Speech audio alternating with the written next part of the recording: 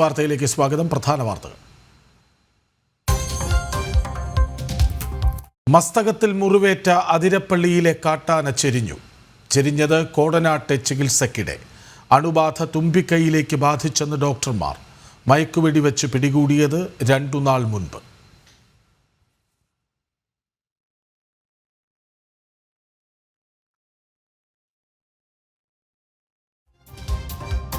കോൺഗ്രസിനെതിരെ ഗുരുതര ആരോപണവുമായി BJP. തെരഞ്ഞെടുപ്പ് അട്ടിമറിക്കാൻ വിദേശ ഫണ്ട് സ്വീകരിച്ചു. പങ്കുപറ്റി മാധ്യമപ്രവർത്തകരും. ആ 86 പേരിൽ 10 മലയാളികൾ. നീക്കം രാജ്യത്ത് ആഭ്യന്തര പ്രശ്നങ്ങളുണ്ടാക്കിയെന്ന് അമിത് മാളവ്യ.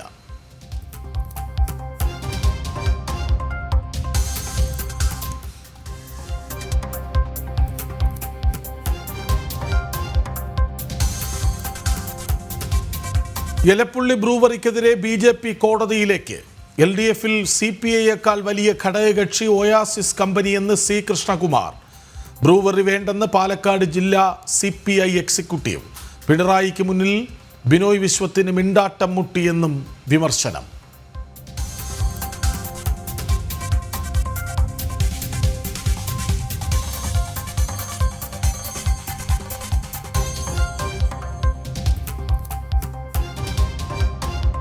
LDFിൽ ഘടകകക്ഷികൾക്ക് പുല്ലുവില. കിഫ്ബി റോഡിൽ ടോൾ വേണമെന്ന CPM വാശി നടപ്പാക്കാൻ തീരുമാനം. ജനത്തിന് ദോഷമുണ്ടാകാതെ വരുമാനമുണ്ടാക്കണമെന്ന് മുന്നണി സർക്കുലർ.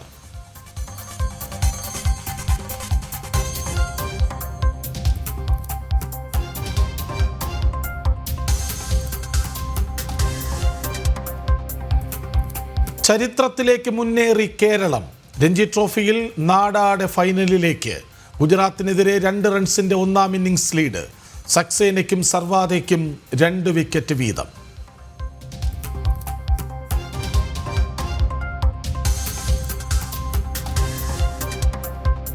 PSC അംഗങ്ങളുടെ ശമ്പള വർധനവിനെ ചൊല്ലി ഇടച്ചിൽ. സർക്കാരിനെ രൂക്ഷമായി വിമർശിച്ച് AITUC. ഉത്തരവ് റദ്ദാക്കണമെന്ന ആവശ്യം. ആശാ വർക്കർമാർ അനിശ്ചിതകാല പണിമുടക്കിലേക്ക്. ലക്ഷ്യം കാണും വരെ പിന്നോട്ടില്ലെന്ന് പ്രഖ്യാപനം.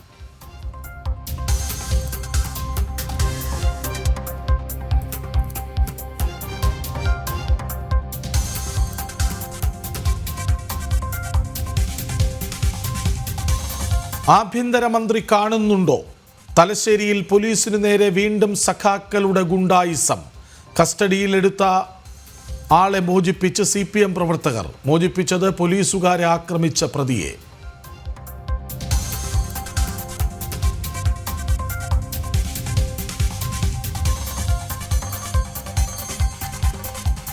തൃശൂർ ചെമ്മാപ്പള്ളിയിൽ ബംഗ്ലാദേശികൾ പിടിയിൽ. 3 പേരെ കസ്റ്റഡിയിലെടുത്ത് അന്തിക്കാട് പോലീസ്. നടപടി രഹസ്യ വിവരത്തിന് പിന്നാലെ.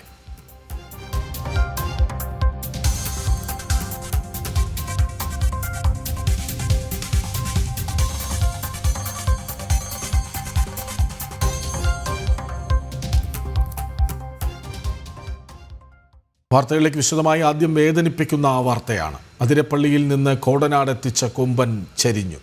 മസ്തകത്തിന് പരുക്കേറ്റതിനെ തുടർന്ന് കോടനാട് ആനക്കൊട്ടിലെത്തിച്ച് ചികിത്സയിലിരിക്കെയാണ് ചെരിഞ്ഞത്. ബുധനാഴ്ചയാണ് പരുക്കേറ്റ ആനയെ മയക്കുവെടി വെച്ച് പിടികൂടിയത്. വിവരങ്ങളുമായി ജിജീഷ് കരുണാകരനും ആനന്ദ് പുതൂരും ഒപ്പം ചേരും. ആദ്യം ജിജീഷ് കരുണാകരനിലേക്ക്. ജിജീഷ്, ഏറെ വേദനിപ്പിക്കുന്ന വാർത്ത. കാരണം ഏറെ നാൾ ഒരു നിമിഷം പോലും മസ്തകത്തിലേക്ക് തുമ്പിക്കൈ നീട്ടാതെയില്ല. അത്രമേൽ വേദനിച്ച് കാട്ടിൽ അലഞ്ഞു നടന്ന ആനയെ ഒരു തവണ ചികിത്സിച്ചു. പക്ഷേ മുറിവ് ആഴത്തിലേക്ക് പോയി. വീണ്ടും ചികിത്സിച്ചു. അതിനായി മയക്കുവെടി വെച്ച് പിടികൂടി കോടനാട്ടെത്തിച്ചു. ചികിത്സ തുടരുകയായിരുന്നു. എന്താണ് ഇപ്പോൾ കിട്ടുന്ന വാർത്ത? ബുധനാഴ്ചയാണ് ആനയെ കൊമ്പനെ ഇവിടെ എത്തിച്ചത്, കോടനാട് എത്തിച്ചത്. അപ്പോൾ തന്നെ ഡോക്ടർമാർ അൻസക്രെ അടക്കം പറഞ്ഞിരുന്നത് ആനയുടെ ഒരു സ്ഥിതി കൂടുതൽ പഴുപ്പ് കയറുന്ന സാഹചര്യമാണ്. അതിനെ പിടികൂടിയപ്പോൾ തന്നെ, മയക്കുവെടി വെച്ച് പിടികൂടിയപ്പോൾ തന്നെ കൂടുതൽ ആ പഴുപ്പുകൾ നീക്കം ചെയ്യാനും പുഴുക്കൾ ഉണ്ടായിരുന്നു, ഒരുപാട് പുഴുക്കൾ ഉണ്ടായിരുന്നു. പഴുപ്പ് വേറെ ഭാഗത്തേക്ക് കയറി പോയിട്ടുണ്ട്. മാത്രമല്ല നിലവിലെ സാഹചര്യത്തിൽ അതും പ്രധാനമായും മസ്തിഷ്കത്തെ ബാധിക്കാത്തത് കൊണ്ട് മാത്രമാണ് കൂടുതൽ ഗുരുതരാവസ്ഥയ്ക്ക് ഹോസ്പിറ്റലിലേക്ക് പോകാതിരുന്നത് എന്നടക്കമുള്ള കാര്യങ്ങൾ ഡോക്ടർമാർ പറഞ്ഞിരുന്നു. എന്നാൽ ഇപ്പോൾ ഏറ്റവും പ്രധാനമായും ബാധിച്ചിരിക്കുന്നത് ശ്വാസോച്ഛ്വാസം എടുക്കുന്നതിനുള്ള പ്രശ്നങ്ങൾ തന്നെയായിരുന്നു. കാരണം സൈനസിനാണ് ഇത്തരത്തിലുള്ള ഒരു ആഴത്തിലുള്ള മുറിവ് പറ്റിയത്. ആനകൾ കൊമ്പന്മാർ തമ്മിലുള്ള ഏറ്റുമുട്ടലിൽ ആഴത്തിലുള്ള 2 മുറിവുകളായിരുന്നു. ആ 2 മുറിവുകൾ ചേർന്ന് ഒറ്റ വലിയ ആഴത്തിലുള്ള മുറിവായി മാറി. അത് സൈനസ് ആയതുകൊണ്ട് തന്നെ വലിയ ദ്വാരം അവിടെ രൂപപ്പെട്ടിരുന്നു. ആനയ്ക്ക് ശ്വസിക്കാൻ നന്നേ ബുദ്ധിമുട്ടുന്ന ഒരു സാഹചര്യം അത്തരത്തിൽ ഉണ്ടാവുകയും ചെയ്തു. ശ്വാസം എടുക്കുന്നത് ശ്വാസകോശത്തിലേക്ക് കൊണ്ടുപോകുന്നതിന് അടക്കമുള്ള ബുദ്ധിമുട്ടുകൾ ഉണ്ടായിരുന്നു. അത്തരം ഗുരുതരാവസ്ഥയിലേക്ക് നീങ്ങുന്നു കഴിഞ്ഞ ദിവസങ്ങളിൽ മാറുകയായിരുന്നു. ഇത് തന്നെയാണ് ഏറ്റവും ഒടുവിൽ മരണത്തിലേക്ക് നയിച്ചത് എന്ന് തന്നെയാണ് പ്രാഥമികമായി വെറ്റിനറി ഡോക്ടർമാർ അവിടെ ആനയെ മുഴുവൻ സമയം പരിചരിക്കാനുണ്ടായിരുന്ന വെറ്റിനറി ഡോക്ടർമാർ നൽകുന്ന ഒരു വിവരവും അത് തന്നെയായിരുന്നു. കാരണം ഇവിടെ കോടനാട് എത്തിച്ചപ്പോൾ മുതൽ വലിയ തോതിലുള്ള പരിചരണവും ചികിത്സയും എല്ലാം നൽകാനുള്ള ശ്രമങ്ങളിൽ തന്നെയായിരുന്നു വനം വകുപ്പും ഒപ്പം തന്നെ വെറ്റിനറി ഡോക്ടർമാരുടെ സംഘവും എല്ലാം ഉണ്ടായിരുന്നത്. അവിടെ എത്തിയപ്പോൾ മുതൽ തന്നെ കൂടുതൽ ചികിത്സയിലേക്ക് കടക്കുകയും എല്ലാം ചെയ്തു. എന്നാൽ ഗുരുതരാവസ്ഥ അത് ഒരു പ്രശ്നം തന്നെയായിരുന്നു. കാരണം കഴിഞ്ഞ ജനുവരി 15-ാം തീയതി മുതൽ ജനുവരി പകുതി മുതൽ തന്നെ ആനയെ ഇത്തരത്തിൽ പരിക്കേറ്റ നിലയിൽ അതിരപ്പള്ളിയിൽ കാണുന്നതാണ്. ഒരു തവണ പ്രാഥമികമായ ചികിത്സ നൽകി വിട്ടയക്കുകയായിരുന്നു. എന്നാൽ ആ മുറിവ് വീണ്ടും വർദ്ധിക്കുന്നു എന്ന് തോന്നിയപ്പോഴാണ് മയക്കുവെടി വെച്ച് പിടികൂടി തന്നെ ചികിത്സിക്കുക, കോടനാട് എത്തിച്ച് വിദഗ്ധമായ ചികിത്സ നൽകുക എന്നൊരു തീരുമാനമെടുത്തത്. അതിനായി പ്രത്യേകമായി കഴിഞ്ഞ ദിവസം ബുധനാഴ്ച കൊണ്ടുവന്നതിന് ശേഷം വ്യാഴാഴ്ച പ്രത്യേക സമിതി തന്നെ, വിദഗ്ധ ഡോക്ടർമാരുടെ ഒരു സമിതി തന്നെ രൂപീകരിച്ചിരുന്നു. ഈ ചികിത്സയ്ക്ക് വേണ്ടി ഒരു ചികിത്സാ പദ്ധതി എല്ലാം തന്നെ തയ്യാറാക്കുകയും എല്ലാം ചെയ്തു. നേരത്തെ DFO ആർ ലക്ഷ്മി അടക്കം വ്യക്തമാക്കിയിരുന്നത് ആനയ്ക്ക് മുറിവ് ആഴത്തിലുണ്ട്, എന്നാൽ വലിയൊരു ശാരീരിക അവസ്ഥയിലേക്കോ ഗുരുതരാവസ്ഥയിലോ ആണ് എന്ന് ആ ഘട്ടത്തിൽ പറയാൻ കഴിയില്ല എന്നായിരുന്നു മാധ്യമങ്ങളോടക്കം DFO പ്രതികരിച്ചിരുന്നത്. അത്തരത്തിൽ തന്നെയായിരുന്നു ആനയുടെ സ്ഥിതി. എന്നാൽ ഇത് ആന വലിയ തോതിൽ പ്രശ്നങ്ങളെ അഭിമുഖീകരിക്കുന്നുണ്ട്, അവശത ഉണ്ട് എന്ന് തെളിയിക്കുന്ന ഒരു സംഭവങ്ങൾ തന്നെയായിരുന്നു കോടതി എത്തിച്ചതിന് ശേഷവും ഉണ്ടായിരുന്നത്. കാരണം മയക്കം വിട്ടുമാറുമ്പോൾ സാധാരണ നിലയ്ക്ക് ആനകൾ ആ കൂടിൽ ഇടിച്ച് വലിയ തോതിൽ മസ്തകം കൊണ്ട് ഇടിച്ച് എല്ലാം തന്നെ പ്രശ്നങ്ങൾ ഉണ്ടാക്കുക, അസ്വസ്ഥത പ്രകടിപ്പിക്കുകയും എല്ലാം തന്നെ പതിവായിരുന്നു. എന്നാൽ സാധാരണ നിലയിൽ നിന്ന് വ്യത്യസ്തമായി ഇവിടെ പിടികൂടിയ കൊമ്പൻ പൂർണ്ണമായും തന്നെ ശാന്തനായി അവിടെ നിലയുറപ്പിച്ചു. ക്ഷീണിതരായിരുന്നു. പതിവിൽ കവിഞ്ഞ അല്ലെങ്കിൽ ഈ ഒരു അതിരപ്പള്ളിയിൽ ഉണ്ടായിരുന്നതിൽ കൂടുതൽ അവശതയിലേക്ക് അത് നീങ്ങുകയും ചെയ്തു. പൂർണ്ണമായും തന്നെ ചികിത്സ ഫലിക്കാതെ വരുന്ന ഒരു സ്ഥിതിയിലേക്കാണ് ഇതെല്ലാം പോയത്. കാരണം പഴുപ്പ് ഉള്ളിലേക്ക് കൂടുതൽ ആഴത്തിലേക്ക് മുറിവിൽ ബാധിക്കുന്നു. അവിടെ ഉണ്ടായിരുന്ന പുഴുക്കൾ അല്ലെങ്കിൽ പഴുപ്പ് എല്ലാം തന്നെ നീക്കം ചെയ്യാൻ കഴിഞ്ഞ് മരുന്ന് വെച്ചു എങ്കിൽ കൂടി കൂടുതൽ ആഴങ്ങളിലേക്ക് ആ പഴുപ്പ് ബാധിക്കുന്ന ഒരു സ്ഥിതിവിശേഷം ഉണ്ടായി. തലച്ചോറിലേക്ക് അടക്കം ആ പഴുപ്പ് നീങ്ങുന്ന ഒരു സ്ഥിതിവിശേഷം ഉണ്ടായി. അതേ സമയത്ത് തന്നെ ശ്വാസം എടുക്കുന്നതിന് നന്നേ ആന ബുദ്ധിമുട്ടുകയും ചെയ്തു. കൊമ്പൻ നല്ല തോതിൽ തന്നെ ബുദ്ധിമുട്ടുകയും ചെയ്തു. അപ്പോൾ തന്നെ ആ പരിക്ക് കൂടുതൽ ഒരു പ്രശ്നങ്ങൾ ഉണ്ടാക്കുന്നു അല്ലെങ്കിൽ ചികിത്സ അത്രമാത്രം ഫലിക്കുമെന്ന ആശങ്ക ഡോക്ടർമാരെ സംബന്ധിച്ചിടത്തോളം ഉണ്ടായിരുന്നു. അങ്ങനെയാണ് കൂടുതൽ ഡോക്ടർമാരെയും കൂടുതൽ വിദഗ്ധരെയും എല്ലാം തന്നെ ഉൾപ്പെടുത്തി അവരുടെ എല്ലാം നിർദ്ദേശപ്രകാരമായിരിക്കും ഈ ആനയുടെ പരിപാലനവും ചികിത്സയും എന്ന കാര്യത്തിൽ ഒരു തീരുമാനമെല്ലാം തന്നെ എടുക്കുകയും ചെയ്തത്. ബുധനാഴ്ച രാവിലെ തുടങ്ങിയ പുലർച്ചെ മുതൽ തന്നെ ഇത്തരത്തിലുള്ള ഒരു ഓപ്പറേഷൻ ആരംഭിക്കുമ്പോൾ കഴിഞ്ഞ ദിവസങ്ങളിലെല്ലാം തന്നെ പലതവണ മാറ്റിവെച്ച ഓപ്പറേഷൻ മയക്കുവെടി വെച്ച് പിടികൂടി ചികിത്സിക്കാൻ കൊണ്ടുവരിക എന്നൊരു ഓപ്പറേഷൻ ആരംഭിക്കുമ്പോൾ അവിടെ ഉണ്ടായിരുന്ന ഒരു പ്രധാനപ്പെട്ട ദൗത്യം എന്ന് പറയുന്നത് മയക്കുവെടി വെച്ച് ആനയെ തിരികെ എത്തിക്കുക എന്നത് തന്നെയായിരുന്നു. സുരക്ഷിതമായി എത്തിക്കുക, ആരോഗ്യ പ്രശ്നങ്ങൾ കൂടുതൽ വരാതെ ഇവിടെ കോടനാട് എത്തിച്ച് അഭയാരണ്യത്തിൽ എത്തിച്ച് ചികിത്സ നടത്തുക എന്നത് തന്നെയായിരുന്നു. ഏതാണ്ട് ആ ദൗത്യം അവിടെ പൂർണ്ണമായും വിജയകരമായി തന്നെ മുന്നോട്ട് പോവുകയായിരുന്നു. അപ്പോഴാണ് ഈ ദാരുണമായ ഒരു അന്ത്യത്തിലേക്ക് ആന ചെരിയുന്ന സ്ഥിതിയിലേക്ക് കാര്യങ്ങൾ പോകുന്നത്. കാരണം അന്ന് രാവിലെ പുലർച്ചെ മുതൽ ആരംഭിച്ച ഓപ്പറേഷൻ 7:15 മയക്കുവെടി വെക്കാൻ കഴിയുന്നു. അതിനുശേഷം പ്രാഥമികമായ ചികിത്സ അവിടെ നൽകുന്നു. കൊമ്പൻ ചെരിഞ്ഞു വീണതോടുകൂടി തന്നെ പെട്ടെന്ന് തന്നെ മസ്തകത്തിലെ ആഴത്തിലുള്ള മുറിവിൽ മരുന്നുകൾ വെക്കാനും പ്രാഥമിക ചികിത്സ നൽകാനും എല്ലാം ഡോക്ടർമാർക്ക് കഴിയുന്നു.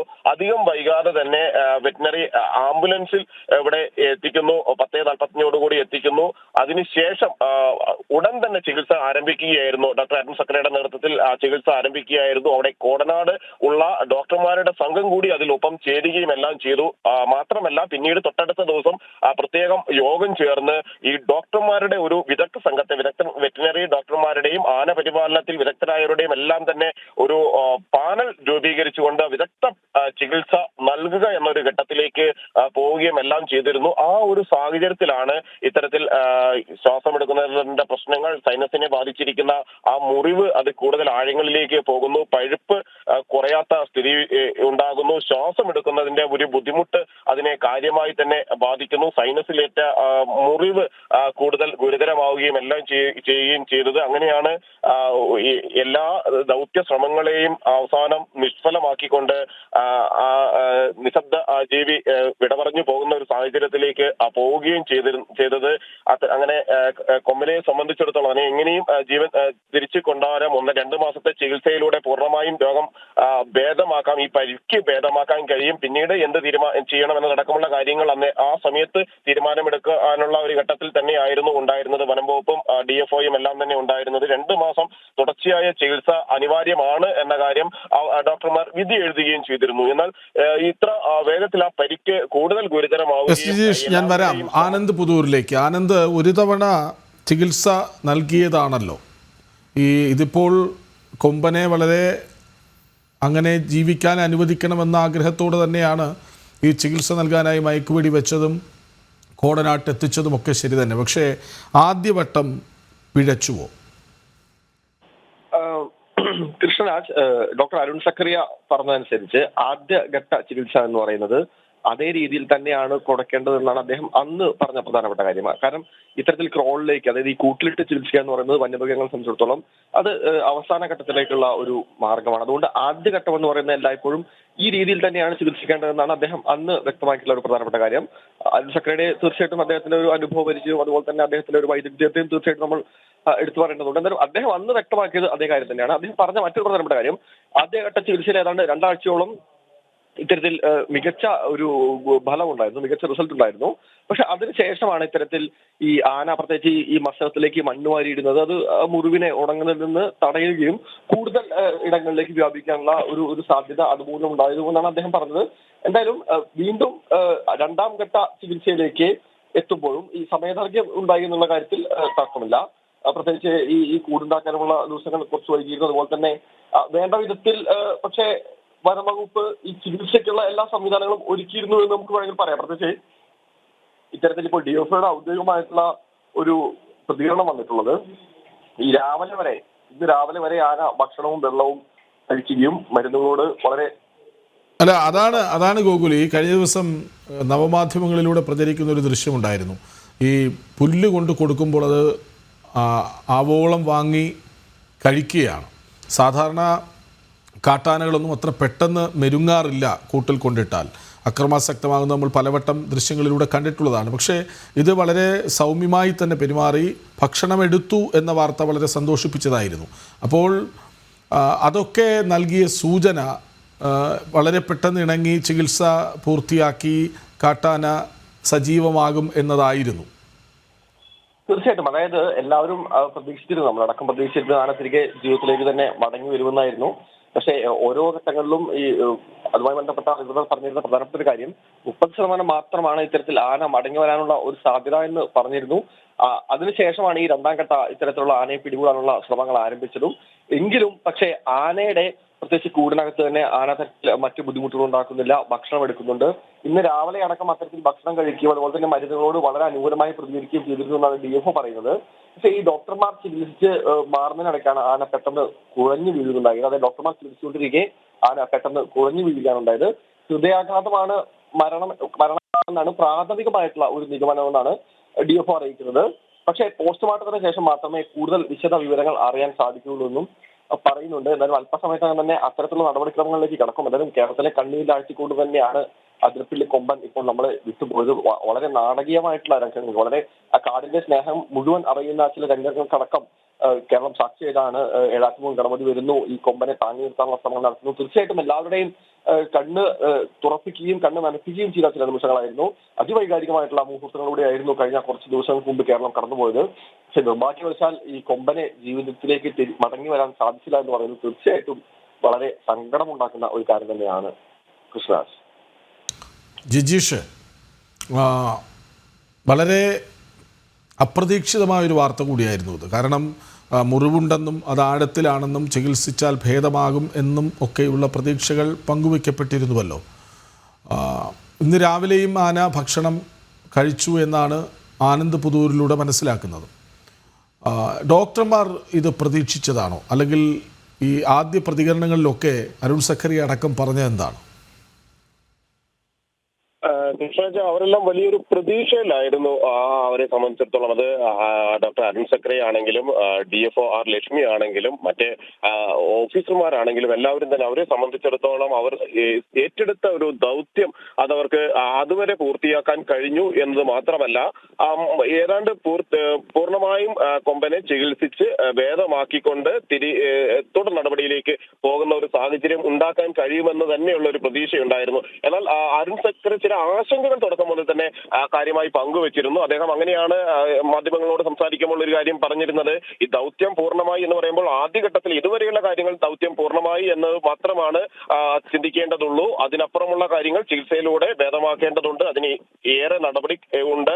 ചികിത്സ പൂർണ്ണമാകണം, വിദഗ്ധ ചികിത്സ ലഭ്യമാക്കണം. അതിനോട് മരുന്നുകളോട് ഉൾപ്പെടെ എത്രമാത്രം ഈ പരിക്കുകളോട് എല്ലാം എങ്ങനെ പ്രതികരിക്കുന്നു ആ മരുന്നുകളോട് കൊമ്പൻ എന്ന കാര്യം ഏറ്റവും പ്രധാനമാണ്. അതിന്റെ ആരോഗ്യസ്ഥിതി അടക്കം കൂടുതൽ ബോധ്യപ്പെടേണ്ടതുണ്ട് എന്ന കാര്യങ്ങളെല്ലാം തന്നെ അരുൺ സഖറിയ വ്യക്തമാക്കുകയും ചെയ്തു. കാരണം ഒരു ഭാഗത്ത് അവരെ സംബന്ധിച്ചിടത്തോളം ഒരു പ്രതീക്ഷ നേളിച്ചിരുന്നു എങ്കിൽ കൂടി ഗുരുതരമാകാനുള്ള ഒരു സാധ്യത കൂടി കണ്ടിരുന്നു. കാരണം അദ്ദേഹം തന്നെ വ്യക്തമാക്കിയത് ഈ ഒരു പരിക്ക്, എന്നാൽ ഇത് മാത്രമല്ല നിരവധി സംഭവങ്ങൾ ഇത്തരത്തിൽ ഉണ്ടായിട്ടുള്ളത്. ഒരു 2-3 മാസത്തിനുള്ളിൽ കാട്ട് കൊമ്പന്മാർ പരസ്പരം ഏറ്റുമുട്ടിക്കൊണ്ട് ഇത്തരത്തിൽ അവിടെ അത് സാധാരണ ഒരു പ്രക്രിയയാണ്. ഈ ഒരു സമയം 2-3 മാസത്തിനുള്ളിൽ അങ്ങനെ ഏറ്റുമുട്ടിയതിനു ശേഷം പലതും ചെരിയുന്ന ഒരു സ്ഥിതിവിശേഷം ഉണ്ടായിരുന്നു. അങ്ങനെ ചെരിഞ്ഞ എത്രയോ കാട്ടുകൊമ്പന്മാരുടെ പോസ്റ്റ്മോർട്ടം നടപടികൾ തനിക്ക് നടത്തേണ്ടി വരുന്ന ഒരു സ്ഥിതി ഉണ്ടായിരുന്നു.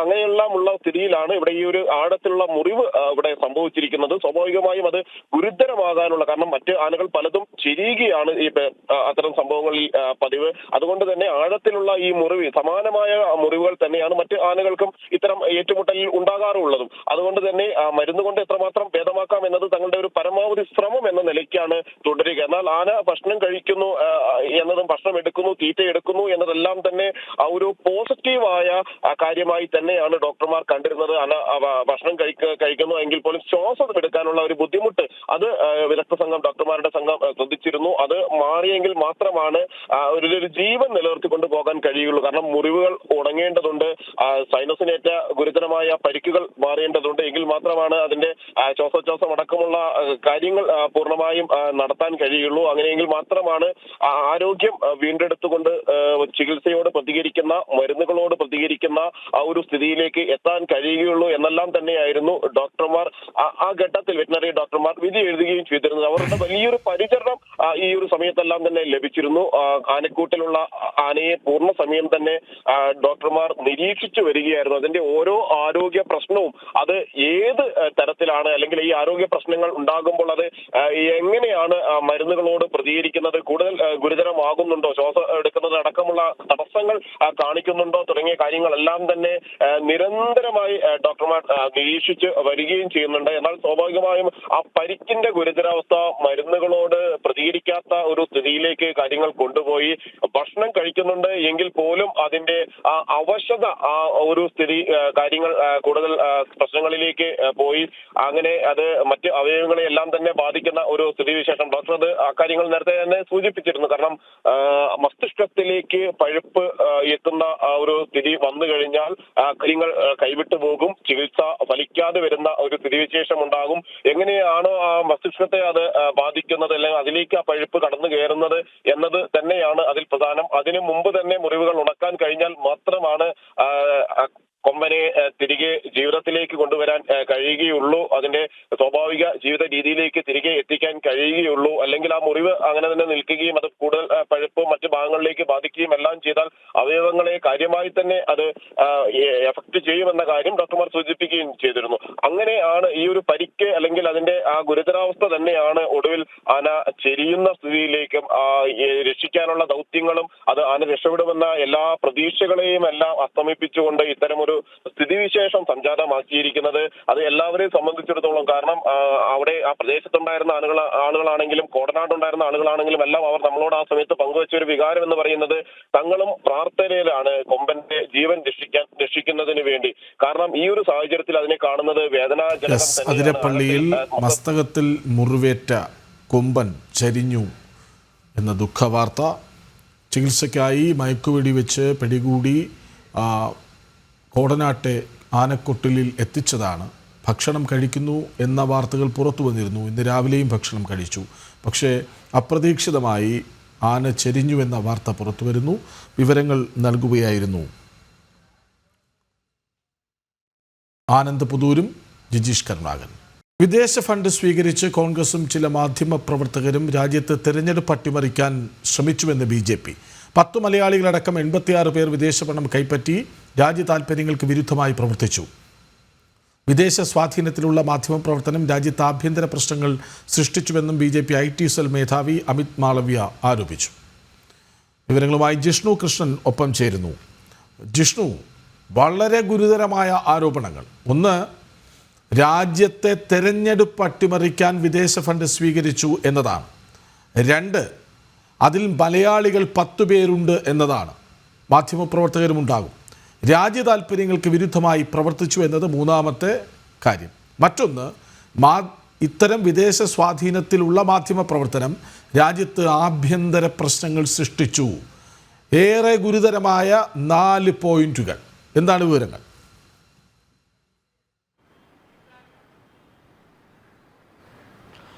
കൃഷ്ണരാജ്, രാജ്യത്തിനകത്ത് ചില മാധ്യമ പ്രവർത്തകരും ഒപ്പം രാഷ്ട്രീയ നേതാക്കളും കോൺഗ്രസ് ഉൾപ്പെടെയുള്ള രാഷ്ട്രീയ പ്രസ്ഥാനങ്ങൾ വിദേശ ഫണ്ട് സ്വീകരിച്ചുകൊണ്ട് വിദേശ രാജ്യങ്ങളുടെ താൽപ്പര്യങ്ങൾക്കനുസരിച്ച് പ്രവർത്തിച്ച് രാജ്യത്തിനകത്ത് ആഭ്യന്തര പ്രശ്നങ്ങൾ ഉണ്ടാക്കുന്നു എന്ന ആരോപണം നേരത്തെ തന്നെ അതിശക്തമായി BJP മുൻപോട്ട് വെച്ചിരുന്നു. ആ ആരോപണങ്ങൾക്ക് കൂടുതൽ കരുത്തു പകരുന്നത്, അല്ലെങ്കിൽ ആ ആരോപണങ്ങൾ തെളിവാകുന്ന തരത്തിലുള്ള റിപ്പോർട്ടുകളും രേഖകളുമാണ് ഇപ്പോൾ പുറത്തു വന്നുകൊണ്ടിരിക്കുന്നത്. ഏറ്റവും ഒടുവിൽ അമേരിക്കയിൽ പ്രസിഡന്റായി ഡൊണാൾഡ് ട്രംപ് അധികാരമേറ്റ അതിനുശേഷം ട്രംപ് നടത്തിയിട്ടുള്ളൊരു ഏറ്റവും സുപ്രധാനമായി ഭാരതവുമായി ബന്ധപ്പെട്ട് നടത്തിയിട്ടുള്ളൊരു പ്രസ്താവന എന്നുള്ളത് തന്നെ ബാഹ്യശക്തികൾ ഇടപെട്ടുകൊണ്ട് ഭാരതത്തിൽ ഈ ഒരു തെരഞ്ഞെടുപ്പ് കാലത്ത് മറ്റൊരാളെ രാജ്യത്തിന്റെ നേതാവാക്കാനുള്ള ശ്രമം നടത്തി എന്ന പ്രസ്താവന ട്രംപ് നടത്തിയിരുന്നു. അതിന് പിറകെയാണ് ഇത്തരത്തിലുള്ള വിവരങ്ങളും രേഖകളും പുറത്തു വരുന്നത്. അതായത് US-ന്റെ agency for international development USAID എന്ന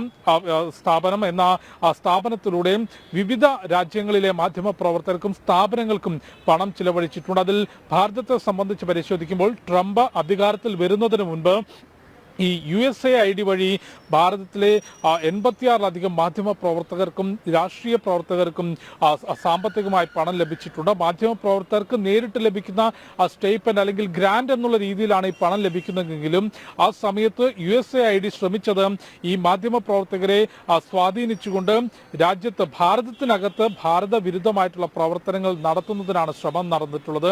അതുകൊണ്ട് തന്നെ ട്രംപിന്റെ പ്രസ്താവനയ്ക്ക് പിറകെ ഇതുമായി ബന്ധപ്പെട്ട കൂടുതൽ രേഖകൾ പുറത്തു വന്നു. നിലവിൽ നമുക്ക് മനസ്സിലാക്കാൻ സാധിക്കുന്നത് USAIDയുടെ പ്രവർത്തനങ്ങൾ സംബന്ധിച്ച് അതിന് വിലക്ക് അല്ലെങ്കിൽ അതിനൊരു കർശനമായ നിയന്ത്രണവും പരിശോധനയും നിലവിൽ അമേരിക്ക കൊണ്ടുവന്നിട്ടുണ്ട്. അതിന്റെ പ്രവർത്തനങ്ങൾ തുടരുകയാണ്. ഒപ്പം രാജ്യത്തിനകത്ത് ഇപ്പോൾ കൃഷ്ണരാജ് ചൂണ്ടിക്കാട്ടിയതുപോലെ ഇത്തരത്തിൽ വിദേശ പണം സ്വീകരിച്ചുകൊണ്ട് കഴിഞ്ഞ തെരഞ്ഞെടുപ്പ് സമയത്ത് തെരഞ്ഞെടുപ്പ് നടപടികൾ അട്ടിമറിക്കുന്നതിന് ജനഹിതം അട്ടിമറിക്കുന്നതിനുള്ള വലിയ ശ്രമം നടന്നു. അതിൽ മാധ്യമ പ്രവർത്തകരും പങ്കാളികളായി. 86 മാധ്യമ പ്രവർത്തകർക്ക് നേരിട്ട് പണം ലഭിച്ചു. അതിൽ 10 പേർ മലയാളികളാണ്. ഇത്തരം മാധ്യമ പ്രവർത്തകരുടെ ഇടപെടലുകൾ, വിദേശ പണം സ്വീകരിച്ചുകൊണ്ട് വിദേശ സ്വാധീനത്തിൽ പ്രവർത്തിക്കുന്ന മാധ്യമ പ്രവർത്തകർ നടത്തുന്ന ഇടപെടലുകൾ രാജ്യത്തിനകത്ത് ആഭ്യന്തര പ്രശ്നങ്ങൾ ഉണ്ടാക്കി എന്ന ആരോപണമാണ്, ഗുരുതരമായ ആരോപണമാണ് ഇപ്പോൾ BJP മുൻപോട്ട് വയ്ക്കുന്നത്. ഇക്കാര്യങ്ങളെല്ലാം നിലവിൽ പുറത്തു വന്നിട്ടുള്ള ഇന്റർനാഷണൽ മീഡിയാസ് പുറത്തുവിട്ടിട്ടുള്ള രേഖകൾ ഉദ്ധരിച്ചുകൊണ്ടാണ് BJPയുടെ ഭാഗത്തുനിന്ന് ശക്തമായ ഇത്തരം ആരോപണങ്ങൾ മുൻപോട്ട് വെച്ചിട്ടുള്ളത്. നേരത്തെയും സമാനമായ വിമർശനങ്ങളും ആരോപണങ്ങളും BJP മുൻപോട്ട് വെച്ചിരുന്നു. ഒപ്പം ഈ ഒരു വേളയിൽ തന്നെ പുറത്തു വന്നിട്ടുള്ള മറ്റൊരു ഗുരുതരമായ റിപ്പോർട്ട് എന്നുള്ളത് 2012 അതായത് നരേന്ദ്രമോദി അധികാരത്തിലേറുന്ന 2014 ലോക്സഭയ്ക്ക് മുൻപായി 2012 തെരഞ്ഞെടുപ്പ് കമ്മീഷനെ ഉപയോഗിച്ചുകൊണ്ട് തന്നെ അമേരിക്കൻ ഏജൻസിയുമായി അല്ലെങ്കിൽ അമേരിക്കയിൽ ഇത്തരത്തിൽ വിദേശ സാമ്പത്തിക സഹായം നൽകുന്ന ഏജൻസിയുമായും ബന്ധപ്പെട്ട് പ്രവർത്തിക്കുകയും ആ ഏജൻസിക്ക് ജോർജ് സോറസ് സാമ്പത്തിക സഹായം നൽകി എന്ന റിപ്പോർട്ടുകൾ ഈ വേളയിൽ തന്നെ പുറത്തു വരുന്നുണ്ട്. അതായത് 2014 ലോക്സഭാ തെരഞ്ഞെടുപ്പിന് തൊട്ടു മുൻപ് ആ തെരഞ്ഞെടുപ്പ് നടപടികൾ അട്ടിമറിക്കുന്നതിനും രാജ്യത്തിനകത്ത് ഭാരതത്തിൽ അന്ന് UPA സർക്കാരിന്റെ കാലത്ത് തെരഞ്ഞെടുപ്പ് കമ്മീഷനുമായി ബന്ധപ്പെട്ട് പ്രവർത്തിച്ചിരുന്ന വിദേശ ഏജൻസിക്ക് സാമ്പത്തിക സഹായം നൽകിയത് ജോർജ് സോറസ് ആണ് എന്ന റിപ്പോർട്ടുകളും നിലവിൽ പുറത്തുവരികയാണ്. അത്തരത്തിൽ വിദേശ പണം സ്വീകരിച്ചുകൊണ്ട് രാജ്യത്തിനകത്ത് ആഭ്യന്തര പ്രശ്നങ്ങൾ ഉണ്ടാക്കുന്നതിന് തെരഞ്ഞെടുപ്പ് പ്രക്രിയകളിൽ ജനഹിതം അട്ടിമറിക്കുന്നതിനുള്ള വലിയ ശ്രമങ്ങൾ നടന്നു എന്ന റിപ്പോർട്ടുകളും തെളിവുകളുമാണ്. വെറും ആരോപണങ്ങൾ എന്നതിനപ്പുറത്തേക്ക് വളരെ കൃത്യമായ റിപ്പോർട്ടുകളും സർക്കാർ രേഖകളുമാണ് അമേരിക്കയുമായി ബന്ധപ്പെട്ട ഏജൻസികൾ പണം ചെലവഴിച്ചതുമായി ബന്ധപ്പെട്ട റിപ്പോർട്ടുകളാണ് പുറത്തു വന്നിട്ടുള്ളത്. വിവിധ രാജ്യങ്ങളിലെ മാധ്യമങ്ങളെ നിയന്ത്രിക്കുന്നതിന് മാത്രം കഴിഞ്ഞ കാലത്ത് US സർക്കാർ 472.6 ദശലക്ഷം ഡോളർ ചിലവഴിച്ചു എന്നുള്ളതാണ് കണക്കുകൾ വ്യക്തമാക്കുന്നത്. അതിൽ ഭാരതത്തെ സംബന്ധിച്ച് നമുക്കറിയാം, അമേരിക്ക, ചൈന അച്ചുതണ്ടിനപ്പുറത്തേക്കും നിലവിലെ കാലഘട്ടത്തിൽ മുഴുവൻ ലോകരാഷ്ട്രങ്ങളും അംഗീകരിക്കപ്പെടുന്നൊരു ശക്തിയായിക്കൊണ്ട് ഒരു സാമ്പത്തിക സൈനിക ശക്തിയായി മാറുമ്പോൾ ഭാരതത്തിനകത്ത് പ്രശ്നങ്ങൾ സൃഷ്ടിക്കുക എന്നുള്ളത് നേരത്തെ അമേരിക്കയെ സംബന്ധിച്ച് പോലും ശ്രമിച്ചിരുന്ന കാര്യമാണ്. ട്രംപ് അധികാരത്തിൽ വരുന്നതിന് മുൻപ് അത്തരത്തിൽ USAID വഴിയും രാജ്യത്തിനകത്ത് ഭാരതത്തിൽ മാധ്യമപ്രവർത്തകർക്കും രാഷ്ട്രീയ നേതാക്കൾക്കും പണം ലഭിച്ചു. ഇത്തരത്തിൽ പണം ലഭിച്ചുകൊണ്ട് വിദേശ സ്വാധീനത്തിൽ പ്രവർത്തിച്ചവരുടെ ഇടപെടലുകൾ ഭാരതത്തിനകത്ത് ആഭ്യന്തര പ്രശ്നങ്ങൾ ഉണ്ടാക്കിയെന്ന ആരോപണങ്ങളാണ് പുറത്തു വന്നിട്ടുള്ളത്. ഈ വിഷയവുമായി ബന്ധപ്പെട്ട് ഇതിൻ്റെ കൂടുതൽ രേഖകൾ പുറത്തു വരുന്ന മുറയ്ക്കും മറ്റ് നിയമ നടപടികളിലേക്ക് പോലും രാജ്യം കടക്കാനുള്ള സാധ്യതകൾ ഉണ്ടാകുമെന്നാണ് മനസ്സിലാക്കുന്നത്. നിലവിൽ പുറത്തു വന്നിട്ടുള്ള റിപ്പോർട്ടുകളും ഒപ്പം ട്രംപിൻ്റെ പ്രസ്താവനയ്ക്ക് പുറകെ ലഭ്യമായിട്ടുള്ള റിപ്പോർട്ടുകളെയും ഉദ്ധരിച്ചുകൊണ്ടും അതനുസരിച്ചുമാണ് BJP IT സെൽ മേധാവി അമിത് മാളവ്യ ഉൾപ്പെടെയുള്ള BJP നേതാക്കൾ ഇത്തരത്തിലുള്ള ആരോപണങ്ങൾ, ഇത്തരത്തിലുള്ള വിമർശനം കോൺഗ്രസിനും വിദേശ ഫണ്ട് സ്വീകരിച്ച് കോൺഗ്രസും ചില മാധ്യമ പ്രവർത്തകരുമെന്ന് ആരോപിക്കുകയാണ് BJP. അതാകട്ടെ രാജ്യത്ത് തെരഞ്ഞെടുപ്പ് അട്ടിമറിക്കാൻ 10 മലയാളികളടക്കം 86 പേർ വിദേശ പണം കൈപ്പറ്റി. അത് രാജ്യ താൽപ്പര്യങ്ങൾക്ക് വിരുദ്ധമാണ്. ആ മാധ്യമ പ്രവർത്തനം രാജ്യത്ത് ആഭ്യന്തര പ്രശ്നങ്ങൾ സൃഷ്ടിച്ചു എന്നും അമിത് മാളവ്യ പറയുന്നു. വിവരങ്ങൾ നൽകുകയായിരുന്നു ജിഷ്ണു കൃഷ്ണൻ. ജമ്മു കശ്മീർ അതിർത്തിയിൽ ഇന്ത്യ പാക് സൈന്യത്തിൻ്റെ ഫ്ലാഗ് മീറ്റിംഗ് നടക്കും. അടുത്തിടെ പാകിസ്ഥാൻ അതിർത്തിയിൽ നടത്തിയ വെടിനിർത്തൽ കരാർ ലംഘനത്തിൻ്റെ അടിസ്ഥാനത്തിലാണ് ഫ്ലാഗ് മീറ്റിംഗ്. പാക് പ്രകോപനത്തിന് BSF ശക്തമായ മറുപടി നൽകിയിരുന്നു.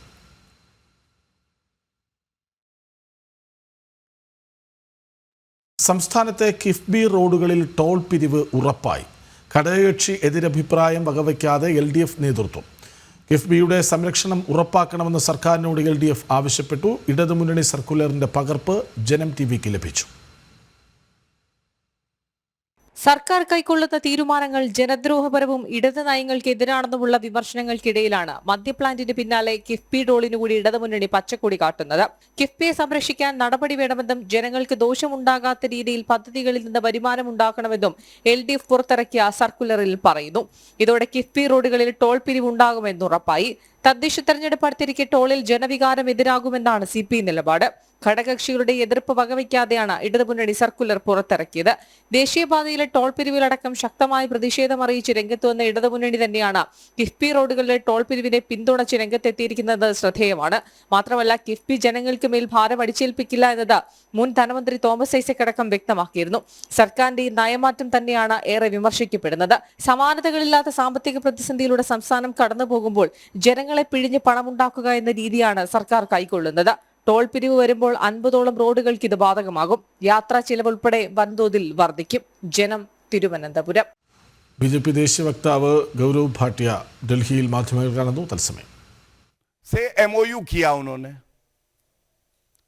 हर बार ये सवाल उठा कि इस MOU में क्या लिखा है, आज तक बताया नहीं. विदेशी ताकत के साथ है, भारत को कमजोर करेंगे. और इसके साथ मैं जोड़ दूं, अभी 2 दिन पहले जॉर्ज सोरेस अंकल की बात तो हो गई, एक सैम पिट्रोडा अंकल हैं. सैम अंकल ने कहा चीन हमारा दुश्मन नहीं है, चीन तो बहुत अच्छा है, कमी तो भारत में ही है, यही उनका कहना था। और ये सैम अंकल केवल तभी बोलते हैं जब राहुल गांधी इशारा करते हैं। तो देखिए किस तरह से जॉर्ज सोरेस, इलान ओमर, उसके बाद चीन के साथ एमओयू, और फिर चीन अच्छा है, हमारा शत्रु नहीं है। ये कड़ी जुड़ती चली जा रही है। विदेशी ताकतों को कौन एक्टिवेट कर रहा है? एक ही गद्दार है ये गद्दार राहुल गांधी।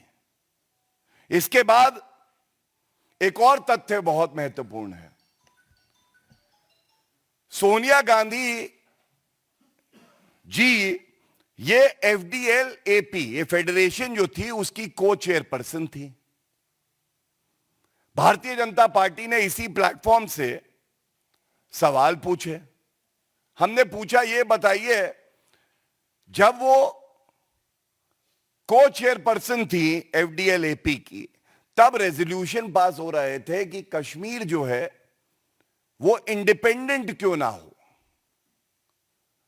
हम अनुच्छेद 370 को संशोधित करते हैं, भारत की अखंडता को मजबूत करते हैं, और सोनिया गांधी जी देश से गद्दारी करके एक ऐसी मीटिंग को चेयर करती हैं जिसमें यह रेजोल्यूशन पास होता है कि कश्मीर को भारत से अलग हो जाना चाहिए। और हमने यहीं से सवाल पूछे, मैडम कृपया करके जानकारी दे दीजिए, क्या आप उस संस्था की अभी भी को चेयरपर्सन हैं? क्या कोई ऐसा रेजोल्यूशन पास हुआ था? कोई उत्तर मिला? नहीं मिला। अब कश्मीर की अगर बात हो तो देखिए, क्यों मैं कहता हूं कि सोनिया गांधी और राहुल गांधी देश के दुश्मन और देश से गद्दारी कर रहे हैं, क्योंकि जब अनुच्छेद 370 संशोधित हुआ तो यूनाइटेड नेशन सिक्योरिटी काउंसिल में पाकिस्तान ने भारत के खिलाफ एक प्रस्ताव रखा। उसका जो डॉजियर था उसकी तस्वीर यहां है। किसका वक्तव्य था उस डॉजियर पे? आपको मालूम है? पहले पृष्ठ पे राहुल गांधी का। राहुल गांधी का वक्तव्य भारत को मजबूत करने के लिए नहीं, बल्कि पाकिस्तान अपने केस को मजबूत करने के लिए इस्तेमाल कर रहा था। इसके बाद जब बात पाकिस्तान की हो रही है तो याद करिए, आज से कुछ साल पहले एक और अंकल हैं, अंकल मणिशंकर अय्यर। उन्होंने पाकिस्तान से मदद मांगी कि देखिए आप हमारी मदद करिए, मोदी जी को हराना है, राहुल भैया को लाना है, हमें आपकी आवश्यकता है। तो 3 बातें पाकिस्तान से जुड़ी हुई मैंने आपको बताई। सबके तार कहां जाते हैं?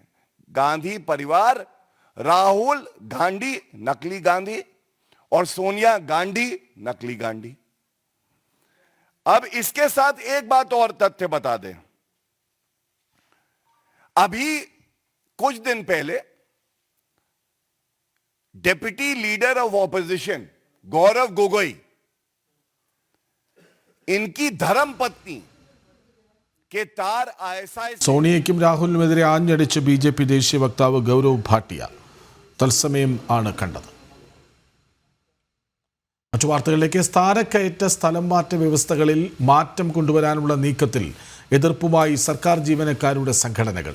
ഭരണപരിഷ്കാര കമ്മീഷൻ റിപ്പോർട്ടിൽ മന്ത്രിസഭാ യോഗം അംഗീകരിച്ച നിർദ്ദേശങ്ങളിൽ എതിർപ്പാണ്.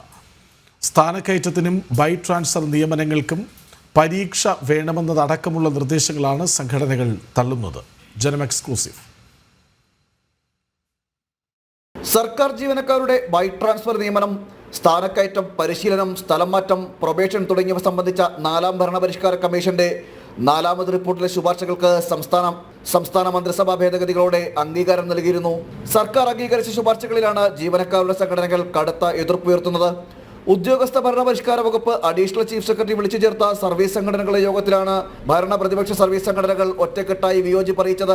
സ്ഥാനക്കയറ്റത്തിന് അർഹതാ പരീക്ഷ, ബൈ ട്രാൻസ്ഫർ നിയമനങ്ങൾക്ക് PSC പരീക്ഷ നടത്തുന്നതിനൊപ്പം റാങ്ക് ലിസ്റ്റുകൾക്ക് കാലാവധി വയ്ക്കുക എന്നീ നിർദ്ദേശങ്ങളോടാണ് എതിർപ്പ് രൂക്ഷം. സ്ഥലം മാറ്റം സ്പാർക്കിൽ ബന്ധിപ്പിക്കുന്ന നിർദ്ദേശം ഒഴിവാക്കണമെന്നും ചില സംഘടനകൾ യോഗത്തിൽ ആവശ്യപ്പെട്ടു. പുതിയ നിർദ്ദേശങ്ങൾ സർക്കാർ ജീവനക്കാരുടെ അവകാശങ്ങൾ അട്ടിമറിക്കുന്നതാണെന്നാണ് ജീവനക്കാർക്കിടയിലെ ആശങ്ക. Kerala NGO union, Kerala NGO association, joint council, NGO Sangh തുടങ്ങിയ സംഘടനകൾ സർക്കാർ വിളിച്ചു ചേർന്ന യോഗത്തിൽ പങ്കെടുത്തു. ജനം, തിരുവനന്തപുരം. മസ്തകത്തിൽ ആഴത്തിൽ മുറിവേറ്റ അതിരപ്പള്ളിയിലെ കൊമ്പൻ ചെരിഞ്ഞ സംഭവത്തിൽ വനം മന്ത്രി മാധ്യമങ്ങളെ കാണുന്നു. വരുന്ന ആശങ്കയാണ്. അപ്പുറത്തേക്ക് മറ്റു കാര്യങ്ങളൊന്നും ഇതിലില്ല എന്നാണ് പറയുന്നത്. അല്ല, നമ്മൾ പടിപടിയായി കാര്യങ്ങൾ ചെയ്തു. നമുക്കിപ്പോൾ ഒരു വനംവകുപ്പിന് ഒരു സംഘം ഡോക്ടർമാർ, മുതിർന്ന ഫോറസ്റ്റ് ഉദ്യോഗസ്ഥന്മാർ രാപ്പകലില്ലാതെ അതിനെ നിരീക്ഷിക്കുകയും മരുന്ന് കൊടുക്കുകയും ചെയ്തു. നമ്മളിപ്പോൾ മനുഷ്യന്മാരെ കാര്യമാണ്. നമ്മൾ എന്ത് തന്നെ ചികിത്സിച്ചാലും ചില ഘട്ടങ്ങളിൽ ആ ചികിത്സ പരിക്കാതെ പോകുന്നത് ഒരു പെട്ടെന്നൊരു ആൻറ്റി റിയാക്ഷൻ. ഇതിപ്പം ഹൃദയാഘാതം മൂലം മരിച്ചു എന്നാണ് പ്രാഥമികമായ റിപ്പോർട്ട്. ഇനി മറ്റു വല്ലതും ഉണ്ടോ എന്നുള്ളത് പോസ്റ്റ്മോർട്ടം റിപ്പോർട്ടിലൂടെ മനസ്സിലാക്കാൻ കഴിയും. അതേ തുടർന്ന് മറ്റ് നിയമ നടപടികൾ എന്തെങ്കിലും നിയമാനുസൃത നടപടികൾ സ്വീകരിക്കുന്നതാണ്. ഈ അടുത്ത് വേനൽക്കാലം കൂടി വരികയാണ്. ഒരുപക്ഷെ ഇനി വന്യജീവികളുടെ ആക്രമണങ്ങൾ വർദ്ധിക്കേണ്ട ഒരു സമയം കൂടിയാണ്. അപ്പോൾ എന്താണ് ബദലായിട്ട് ചെയ്യാൻ കഴിയുക? കാര്യം ഈ ഫെബ്രുവരിയൊക്കെ ആയപ്പോൾ തന്നെ കൊല്ലത്ത് തന്നെ പത്തനാപുരത്ത് തന്നെ നിരവധി വളർത്തുമൃഗങ്ങൾ ഉൾപ്പെടെ കൊല്ലുന്ന ഒരു അവസ്ഥയാണ്. അല്ല, അതിന് നമ്മൾക്ക് ചെയ്യാവുന്നത് പ്രതിരോധ പ്രവർത്തനങ്ങൾ ശക്തിപ്പെടുത്തലാണ്. അത്തരം കേരളത്തിലെ 12 പ്രദേശങ്ങളെ ഹോട്ട്സ്പോട്ടുകളായി കണ്ടെത്തിയിട്ടുണ്ട്. ആ ഹോട്ട്സ്പോട്ടുകളിൽ വളരെ ത്വരിതഗതിയിൽ അടിയന്തര സ്വഭാവത്തോടുകൂടി പ്രതിരോധ പ്രവർത്തനങ്ങൾ ഏർപ്പെടുത്തുക. 2, കാട്ടിനുള്ളിൽ മൃഗങ്ങൾക്ക് കുടിക്കാനാവശ്യമായ ജലവും മറ്റാഹാരം കിട്ടാനാവശ്യമായ വൃക്ഷങ്ങൾ നട്ടുപിടിക്കാൻ സമയമെടുക്കും. പക്ഷേ ജലം വെക്കാൻ നമുക്ക് ഈ 2-3 മാസം കൊണ്ട് തന്നെ കഴിയും. അതിന് 2000-ലധികം കുളങ്ങൾ എന്ന് പറഞ്ഞാൽ ആഴത്തിലുള്ള കുളങ്ങളല്ല, അതിന് ഇംഗ്ലീഷിൽ പറയുന്നത് പോണ്ടുകൾ എന്നാണ്. കുളമല്ല, എന്നാൽ ജലസംഭരണികൾ, തടയണകളുള്ള ജലസംഭരണി. ഒരു 2000-ലധികം തടയണകളോ പോണ്ടുകളോ സ്ഥാപിക്കാനുള്ള നടപടിക്രമങ്ങൾ ആരംഭിച്ചു കഴിഞ്ഞിട്ടുണ്ട്. ആ കാര്യത്തിലൊക്കെ എത്രത്തോളം ത്വരിതഗതിയിൽ ജാഗ്രതയോടുകൂടി കാര്യങ്ങൾ ചെയ്യാൻ കഴിയുമോ അതിനെപ്പറ്റി ആലോചിക്കാനാണ് ഒരാഴ്ച മുമ്പേ ഒരു ഉന്നതതല യോഗം വിളിച്ചു കൂട്ടിയത്. ആ യോഗത്തിൽ പെട്ടെന്ന് തീർക്കേണ്ട 10 പരിപാടികളെക്കുറിച്ച് തീരുമാനിച്ചിട്ടുണ്ട്. ആ തീരുമാനങ്ങളുമായി വനം വകുപ്പ് മുന്നോട്ട് പോവുക തന്നെ ചെയ്യും.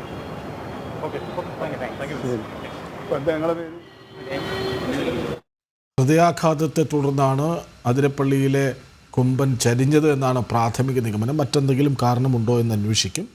വേനൽക്കാലത്ത് കൂടുതൽ പ്രതിരോധ പ്രവർത്തനങ്ങൾ നടത്താൻ ശ്രമിക്കും എന്നാണ് വനം മന്ത്രി പറഞ്ഞു വയ്ക്കുന്നത്. PSC ശമ്പള വർധനവിൽ ഇടതുമുന്നണിയിൽ ഭിന്നത. സർക്കാരിനെ രൂക്ഷമായി വിമർശിച്ച് AITUC രംഗത്തെത്തി.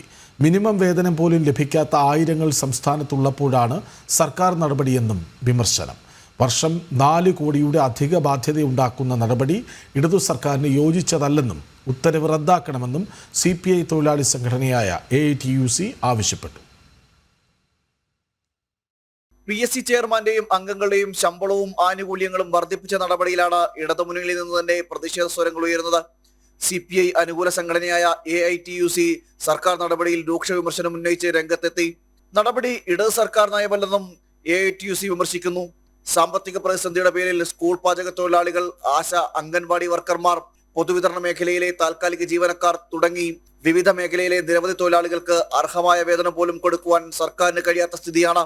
സർക്കാർ പ്രഖ്യാപിച്ച മിനിമം വേതനം പോലും ലഭിക്കാതെ നാമമാത്രമായ വേതനം കൊണ്ട് ജോലി ചെയ്യുന്ന ആയിരക്കണക്കിന് തൊഴിലാളികൾ നിലവിലുള്ളപ്പോൾ ഇത്തരം വിഭാഗത്തെ പരിഗണിക്കാതെയുള്ള തീരുമാനം ഇടതുമുന്നണി സർക്കാരിന് ഭൂഷണമല്ലെന്നും AITUC കുറ്റപ്പെടുത്തുന്നു. സംസ്ഥാനം കടുത്ത സാമ്പത്തിക പ്രതിസന്ധിയിലൂടെ കടന്നുപോകുമ്പോൾ വർഷം 4 കോടിയുടെ അധിക ബാധ്യത ഉണ്ടാക്കുന്ന നടപടിയാണ് സർക്കാർ സ്വീകരിച്ചതെന്നും ഇതിൽ നിന്ന് പിന്മാറണമെന്നും AITUC വിമർശിക്കുന്നു. വാർത്താക്കുറിപ്പിലൂടെയാണ് ഇക്കാര്യം വ്യക്തമാക്കിയത്. ജനം, തിരുവനന്തപുരം. ബ്രത്ത് അനലൈസർ പരിശോധന കടുപ്പിച്ച് KSRTC. യൂണിറ്റ് തലത്തിൽ പരിശോധന കർശനമാക്കാൻ നിർദ്ദേശം നൽകി. മുഴുവൻ ഡിപ്പോകൾക്കും പ്രത്യേകം ബ്രത്ത് അനലൈസറുകൾ, ഡ്യൂട്ടിക്ക് ഹാജരാകുന്ന മുഴുവൻ പുരുഷ ജീവനക്കാരും സ്റ്റേഷൻ മാസ്റ്റർ ഓഫീസിലെത്തി പരിശോധനയ്ക്ക് വിധേയരാകണം. സ്ത്രീകളെ പരിശോധനയിൽ നിന്ന് പൂർണ്ണമായി ഒഴിവാക്കി. KSRTCയിൽ ബ്രീത്ത് അനലൈസർ പരിശോധന കൂടുതൽ കർശനമാക്കുകയാണ്. യൂണിറ്റ് തലത്തിൽ പരിശോധന കർശനമാക്കാനാണ് ഗതാഗത വകുപ്പിന് നൽകിയ നിർദ്ദേശം. മുഴുവൻ ഡിപ്പോകൾക്കും പ്രത്യേകം ബ്രീത്ത് അനലൈസറുകൾ നൽകിയിട്ടുണ്ട്. 2 വീതം യൂണിറ്റ് ബ്രീത്ത് അനലൈസറുകളാണ് നൽകിയത്. ഡ്യൂട്ടിക്ക് ഹാജരാകുന്ന മുഴുവൻ പുരുഷ ജീവനക്കാരും സ്റ്റേഷൻ മാസ്റ്റർ ഓഫീസിലെത്തി പരിശോധനയ്ക്ക് വിധേയരാക്കണമെന്നാണ് നിർദ്ദേശം. റീജിയണൽ സെന്റർ വർക്ക്ഷോപ്പിൽ ജോലി ചെയ്യുന്ന ജീവനക്കാർക്ക് സർജൻ, ഗാർഡ് എന്നിവരുടെ സാന്നിധ്യത്തിൽ പരിശോധനയുണ്ടാകും. പരിശോധനാ ഫലം പോസിറ്റീവ് ആകുന്ന ജീവനക്കാരുടെ വിവരങ്ങൾ സംബന്ധിക്കുന്ന റിപ്പോർട്ട് ഗതാഗത വകുപ്പിന് നൽകണമെന്നാണ് നിർദ്ദേശം. സ്ത്രീകളെ പരിശോധനയിൽ നിന്ന് പൂർണ്ണമായി ഒഴിവാക്കിയിട്ടുണ്ട്. നേരത്തെ തെരഞ്ഞെടുത്ത ഡിപ്പോകളിൽ മാത്രമായിരുന്നു പരിശോധനാ സംവിധാനം ഉണ്ടായിരുന്നത്. ഡ്രൈവർമാർ ഉൾപ്പെടെ മദ്യപിച്ച് വാഹനം ഓടിക്കുന്നത് നിരവധി അപകടങ്ങൾക്ക് കാരണമാക്കുന്ന സാഹചര്യത്തിലാണ് പരിശോധന കർശനമാക്കുന്നത്.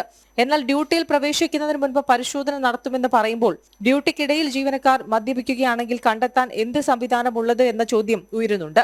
ജനം, തിരുവനന്തപുരം. എലപ്പുള്ളിയിൽ മദ്യനിർമ്മാണശാല വേണ്ടെന്ന നിലപാടിൽ ഉറച്ച് CPI പാലക്കാട് ജില്ലാ എക്സിക്യൂട്ടീവ്. ഭരണഘടനയിലെ പഞ്ചായത്തി രാജ് നിയമം എക്സിക്യൂട്ടീവ് ഉത്തരവിലൂടെ മറികടക്കാൻ കഴിയില്ലെന്ന് വകുപ്പ് മന്ത്രി മനസ്സിലാക്കണമെന്നും CPI ജില്ലാ എക്സിക്യൂട്ടീവിൽ വിമർശനം. കൂടാതെ മന്ത്രി രാജേഷ് അഹല്യയിലെ മഴവെള്ള സംഭരണി സന്ദർശിച്ചതിനെതിരെയും വിമർശനമുയർന്നു. കഴിഞ്ഞ ദിവസം ചേർന്ന CPI ജില്ലാ എക്സിക്യൂട്ടീവിലാണ് എലപ്പുള്ളിയിൽ മദ്യനിർമ്മാണശാല വേണ്ട എന്ന നിലപാട് ആവർത്തിച്ചത്. ജലക്ഷാമം രൂക്ഷമായ പ്രദേശത്ത് മദ്യക്കമ്പനി അനുവദിക്കരുത് എന്നാണ് ജില്ലാ എക്സിക്യൂട്ടീവ് നിലപാട്. MN സ്മാരകത്തിൽ സംസ്ഥാന നേതാക്കൾ ചേർന്ന 2 യോഗങ്ങളിലും സമാന നിലപാട് സ്വീകരിച്ചിരുന്നെങ്കിലും പിന്നീട് ഇടതുമുന്നണി യോഗത്തിൽ മുഖ്യമന്ത്രി പിണറായി വിജയൻ മദ്യനിർമ്മാണശാലയുമായി മുന്നോട്ടു പോകുമെന്ന് പറഞ്ഞപ്പോൾ സംസ്ഥാന സെക്രട്ടറി ബിനോയ് വിശ്വം ഉൾപ്പെടെ യാതൊന്നും പ്രതികരിച്ചിരുന്നില്ല. സംസ്ഥാന നേതൃത്വത്തിന്റെ ഈ നിലപാടിനെതിരെ വിമർശനം ഉയരുമ്പോഴാണ് മദ്യനിർമ്മാണശാല വേണ്ട എന്ന നിലപാട് ജില്ലാ നേതാക്കൾ ആവർത്തിക്കുന്നത്. കൂടാതെ ഭരണഘടനയിലെ പഞ്ചായത്തി രാജ് നിയമം എക്സിക്യൂട്ടീവ് ഉത്തരവിലൂടെ മറികടക്കാൻ കഴിയില്ലെന്ന് വകുപ്പ് മന്ത്രി മനസ്സിലാക്കണമെന്നും CPI ജില്ലാ എക്സിക്യൂട്ടീവിൽ വിമർശിച്ചു. വ്യവസായങ്ങളുടെ കാര്യത്തിൽ പഞ്ചായത്തുകളുടെ ചില പ്രധാന അധികാരങ്ങൾ എടുത്തുകളയുന്ന നടപടി ആലോചനയില്ലാതെ നടത്തിയതാണെന്നും മദ്യനിർമ്മാണശാലയ്ക്കെതിരെ പ്രതിഷേധം ഉയരുമ്പോൾ പുതിയ നടപടി അംഗീകരിക്കാനാവില്ല എന്നും CPI ജില്ലാ എക്സിക്യൂട്ടീവ് പറഞ്ഞു. കൂടാതെ മഴവെള്ള സംഭരണിയിൽ നിന്ന് വെള്ളം യുക്തിക്ക് നിരക്കാത്തതാണെന്നും മന്ത്രി മദ്യനിർമ്മാണ കമ്പനി പ്രതിനിധിയെപ്പോലെ സംസാരിക്കുന്നുവെന്ന് പ്രതിപക്ഷത്തിന് ആരോപണമുന്നയിക്കാൻ അവസരം ഉണ്ടാക്കരുതായിരുന്നുവെന്നും ജില്ലാ എക്സിക്യൂട്ടീവ് വിമർശിച്ചു. മന്ത്രി രാജേഷ് അഹല്യയിലെ മഴവെള്ള സംഭരണി സന്ദർശിച്ചതിനെതിരെയും എക്സിക്യൂട്ടീവിൽ വിമർശനം ഉയർന്നു. ഇത്തരം കാര്യങ്ങൾ കമ്പനിയല്ലേ ചെയ്യേണ്ടത് എന്ന് നേതാക്കൾ ചോദിച്ചു.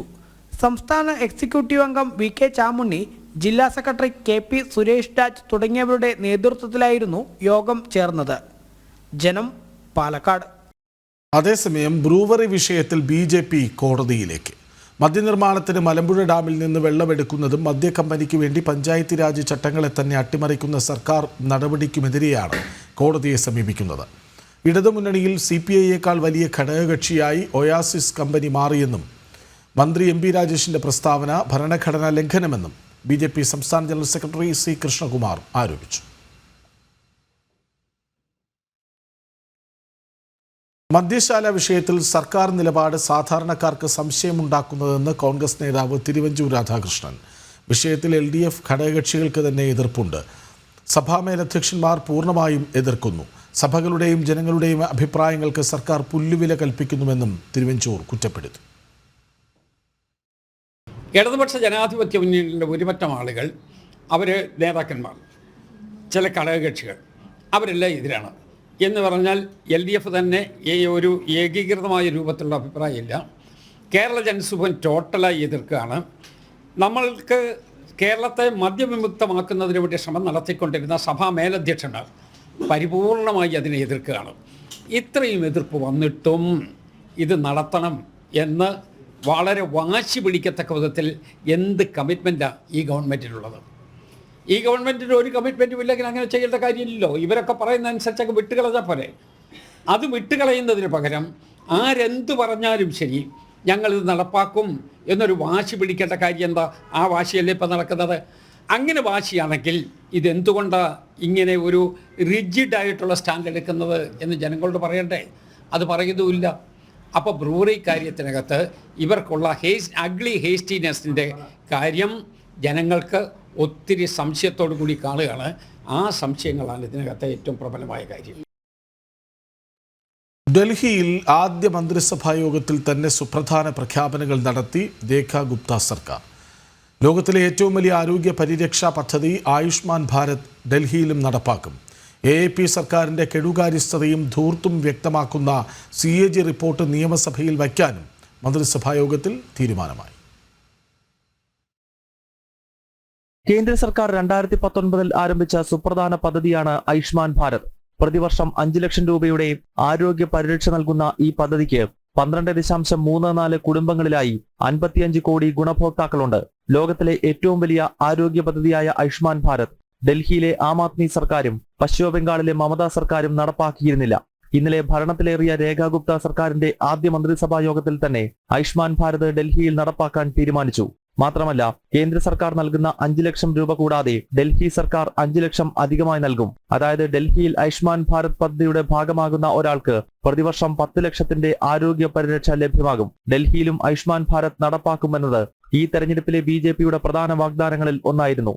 तो आज की पहली कैबिनेट मीटिंग में ही हमने अपनी ओर से आयुष्मान योजना दिल्ली में जो टॉप अप के साथ 5 लाख का टॉप अप जो हम दिल्ली सरकार की ओर से देंगे और 5 लाख रुपए केंद्र सरकार की ओर से दिया जाएगा.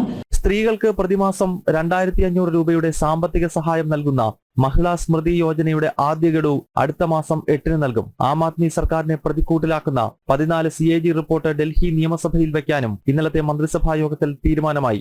ജനം, ഡൽഹി. ഇസ്രയേലിൽ വീണ്ടും ഭീകരാക്രമണം. ബത്യാമിലും ഹോലോണിലും നിർത്തിയിട്ടിരുന്ന 3 ബസ്സുകളിലാണ് വൻ സ്ഫോടനം നടന്നത്.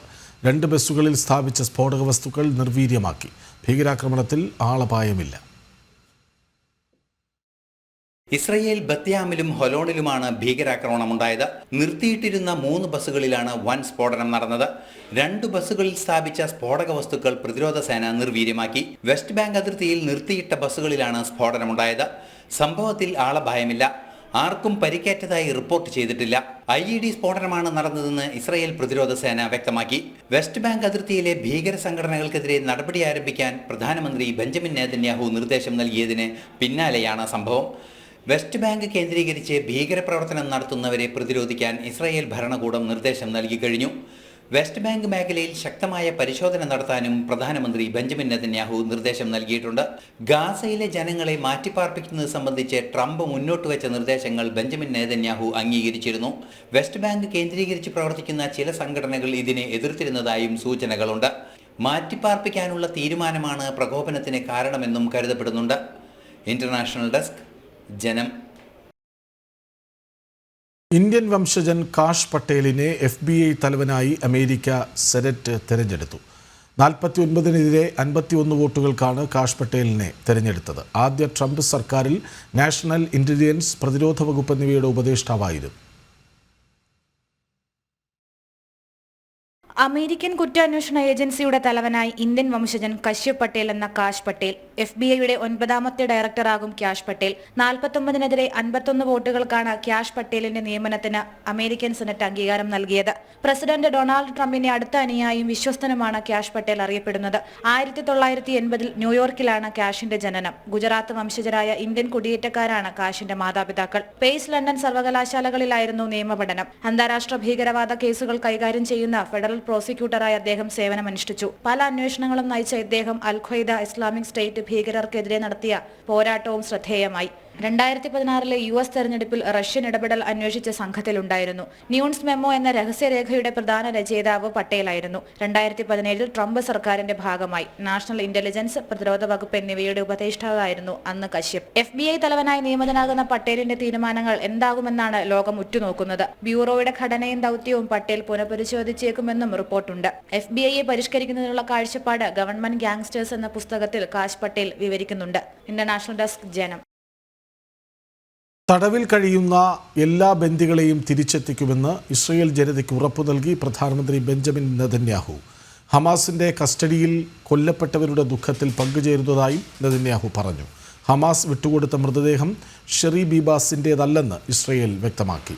ബന്ദികളുടെ മൃതദേഹവുമായി പരേഡ് ചെയ്ത ഹമാസ് നടപടി വെറുപ്പുളവാക്കുന്നതെന്ന് UN മനുഷ്യാവകാശ കമ്മീഷൻ മേധാവി വോൾക്കർ ടർക്ക് അറിയിച്ചു. സംഭവത്തിൽ ഐക്യരാഷ്ട്രസഭ സെക്രട്ടറി ജനറൽ ആന്റോണിയോ ഗുട്ടറസ് അപലപിച്ചു.